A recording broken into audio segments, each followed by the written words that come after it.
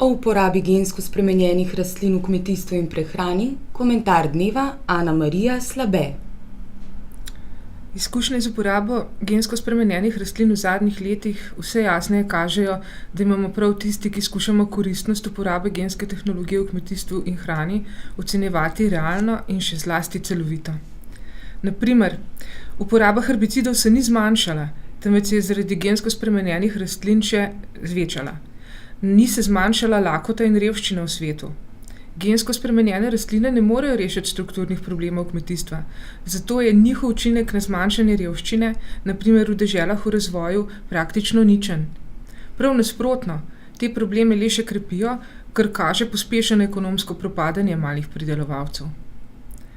Danes na svetu v omembe vrednem obsegu gojijo samo 4 rastline: soja, koruza, bombaž, oljna repica, ki so gensko spremenjene. Komercialno so razvili samo 2 gensko spremenjeni lastnosti, recimo izločanje BT toksina pa odpornost na herbicide.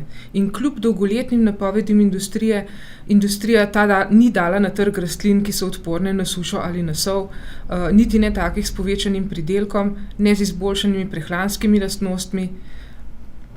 Jasno je, da globalnih izzivov, pred katerimi je danes človeštvo, ne moremo rešiti z istim načinom razmišljanja in delovanja, ki nas je postavila pred vrsto težav.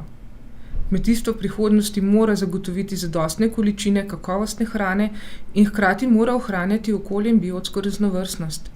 Pravi odgovor je zato ekološka intenzifikacija in upravljanje s kompleksnimi ekosistemi.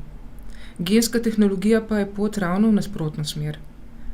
Postalo je zelo jasno tudi, da je cilj promocije gensko spremenjenih rastlin pravzaprav čim popolnejše obvladovanje svetovnih trgov s strani nekaj globalnih proizvajalcev. Kako pa to lahko koristi posamezniku kot potrošniku ali pa celo narodom, pa danes vemo vsi in zato ni treba biti strokovnjak s področja ekonomije. Že Evropa kot taka prepoznava pomen multifunkcionalnega kmetijstva, še toliko bolj pa je to pomembno za Slovenijo. Zato glede uporabe gensko spremenjenih rastlin v Sloveniji danes sploh ne more biti dvoma.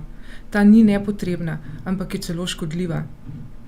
In prav zato moramo z ustreznimi pravnimi sredstvi poskrbeti za to, da si sami pišemo svojo kmetijsko usodo in da konec koncev kot del Evropske unije in sveta po svojih močeh prispevamo k ustreznim rešitvam.